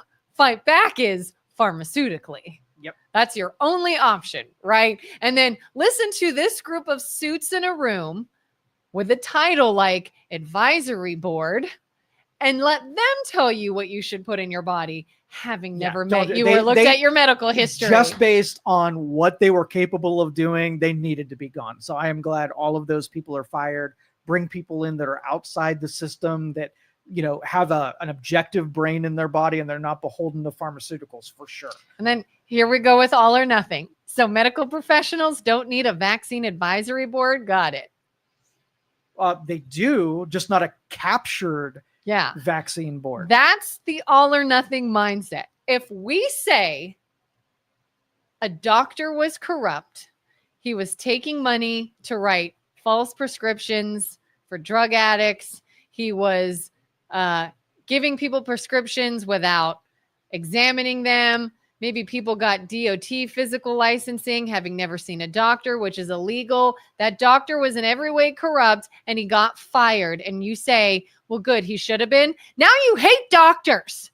Oh, we should have no doctors. I guess we can't listen to doctors. Like, that's so childish to me. If it's like, oh, yeah, I think RFK should have fired this person. Oh, I guess you don't think there should be any regulations. I guess there should be no one. That's just an emotional response. And I get it. I think COVID mandate was a test to see if the government could control the masses. I haven't gone, I mean, it's possible. And it also could be that COVID was a test of our enemies to see how we would handle it and learn where our vulnerabilities are. I knew a girl who believed it was an attempt to create an ultra like human race, that the vaccine was going to kill off the weak and only the strong would survive, thus creating this like major human race. The eugenics of yeah. I've also heard there were microchips. I know somebody who believed that. The microchips. The microchip theory that we were all getting microchipped with the vaccine. Yeah, I'm not ready to go there quite yet, but there was a lot to learn from it. And if you told me that was the case, I with as many tyrants running around trying to control people, like, I wouldn't be surprised. I don't think that's what it is, but I wouldn't be surprised. Yeah. Trump has made people think that these positions, such as the advisory board, are fake for fun, just for perks positions. But the force people to do things for their own gain. That's exactly what's the charges. Captured people means that they can't be an arbiter of public health. They are captured by a system that forces them to orient themselves into the status quo. And if the status quo is good, you keep people. If the status quo sucks, you get rid of those same people. And so the charge is that they are captured by that industry, that function, and it's tough for a government to innovate outside of it when there's pressure to stay in it. And that, yeah. And when I'm curious, when you hear things like Julie says, RFK fired all 17 ACIP employees, all of them. What is it in you that determines whether or not you read that and say, oh my gosh, what a dangerous a-hole, or whoa, what's going on with ACIP? What were those people doing, and were they corrupt, and are there replacements? And like, there are two different mindsets of that based on, I think, where you get your news. well, were they doing a good job? Like, what does it mean to do a good job? So let's just say in the what were those people that did the oversight on budget spending? Can't think of the name, but anyway, you have this panel of people that basically look into a government agency and make sure that they're spending money. They have the oversight over the spending the money. Now, if you came along and found fraud and waste in an area where there was a person that was supposed to be watching out for fraud and waste, would you say that they are doing a good job? No, as evidence. So if you're doing a good job, you stay. If you're not doing a good job and you just haven't been fired, then you go, right? Yeah. So if all of the vaccine people, the director comes in and says, is this person doing a good job? Are we good at vaccines? Are we good at testing? Are we good at making things better? Or are we just a slave of the pharmaceutical industry? Well, if you're a slave of the pharmaceutical industry and we're not weighing it by how well you did the vaccine, I mean, the COVID vaccine is evidence enough that they should have been fired the day that we knew that we effed that up as much as we did. I feel like we all can get on the same page that I think everybody in America, if not the world, would probably love to see a full cure for cancer. We would all love to have a major breakthrough and find something that cures cancer. So if we are going 10, 20, 30, 50, 60 years and we've had no major breakthroughs in cancer, do you want to try something else? Do you want to try someone else? Or do you just go 70, 80, 90 years, still no cure for cancer? Keep funding it. Keep funding it. We don't have no measure of success. Keep throwing money. We got nothing for the money. Do you want to say maybe we go about this a different way and see if we can go ahead and find this or not? Krista says, but the goal is to replace them with loyalists. Well, let me suggest that the reason they're fired is because they were loyalists to the pharmaceutical industry. So this is just different loyalists, the people who have a different theory. You win elections, and then the people that you put in place are loyal to your principles. That's why we run these people, and it's part of the package. If you voted for Trump, you knew that RFK Jr. came along with it. He gets in power to be able to make decisions in health, and he gets to take loyal people who will do the bidding and the principles of whoever won the election. That's our system. So yes, different loyalists, still loyalists, but different ones. Yeah, she says, who are we to evaluate whether those people were doing a good job? Do we just look at the COVID pandemic and say, nah, that sucked, fire them all? That's exactly right. And do you feel like if the football team doesn't win, right, you fire the head coach? You don't make excuses about why it's not his fault. He did not do the main job of the coach, which is win the game, right? And so you fire them and you bring in a different coach who is loyal to the principle of winning the game. So yes, we do not protect people who perform badly because there's millions of other people who might fill that role. And if you're holding it for someone who's already proven that they do a bad job, anybody is better than the person who effed up COVID so bad. Yeah. I could do it. I could be on that panel and I would have done a better job. You wouldn't have liked me. I would vote for you. Thank you. Thank you. She says, no, they want you to buy a narrative that they were only loyal to pharmaceutical companies. It is a narrative. Okay. She's like, oh, we don't know whether they're doing a good job. I don't know anybody on the panel. I bet you don't know anyone on that panel. I bet Krista doesn't know anyone on that panel. I bet RFK Jr. knows a little more. I would put money that he knows a little more than we do. He's there. I would put money that almost anyone there would know a little more than we do. but it's never maybe they had a reason for doing something. And it's always, I don't like that party, so clearly they were wrong. But it's simpler than that. Okay, so let's just take the narrative that it's the pharmaceuticals that they're enslaved by. You get a choice: nefarious, slave to the pharmaceuticals, or incompetent. They're one of those two things. And they got fired. And even if you don't think that they were captured by pharmaceuticals, they're still incompetent, and you fire them because somebody's going to come in and they're going to be loyal to something else. Either they're nefarious or they're incompetent, and you fire them too. Eventually you get to someone who's good at doing the job and they're competent at the job. And then even if the next guy, let's just say there's a guy that also likes to sell pharmaceuticals for the industry that controls the health sector, but they're competent, I'm going to keep them because that's more important than the loyalty to the industry. Maybe instead of like make America great again, they should say make America results based. Like, we want results on what's happening. If we're funding you to fight disease, I want to see some results. If we're funding you to fight for our country and keep our national security safe, I want to see some results. This is my love language, Kelin. You were talking about the meritocracy that could be ours if we would just let smart people be in charge and get rid of all of the dumb people. When I say you get rid of them, not disposing of them, put them on an island where they can't hurt other people by their dumbness. That's it. Smart people need to be making the decisions, and we don't have that. Because the people who don't care about result-based stuff, who say we should just keep funding it, are sometimes, not always, sometimes the same people who also want money from the government, funds from the government. Where's that coming from? How do you think you are going to be benefited and get money from the government for whatever benefits you believe you are owed if all the money is going towards all these other organizations of which we see zero results? It doesn't even make sense. Why? Did vaccines get rid of polio, measles, mumps, etc.? Evidence of a good job. And that may be. And, part of the scientific community, like my big thing is how many different vaccines that we give people all at one time, babies especially. Yeah. And I think, when you do testing of different vaccines, they don't do tests of all of them at once. Right. And so I think that needs to be studied a little bit more when we inundate someone with 30 different vaccines. What does that have on the immune system? So individually, if you were going overseas and there was a measles outbreak, I would trust that if I shot your arm up with measles, that you would probably be okay. That's not what I feel we're suffering from is what we're doing to kids right off the onset. Yeah. And I think whether it's a vaccine, whether it's a pill, whether it's any drug, people want to know what went into it in the testing. Yes. I just saw a podcast recently. They were talking about, is it SSRIs, mental health drugs? Yeah.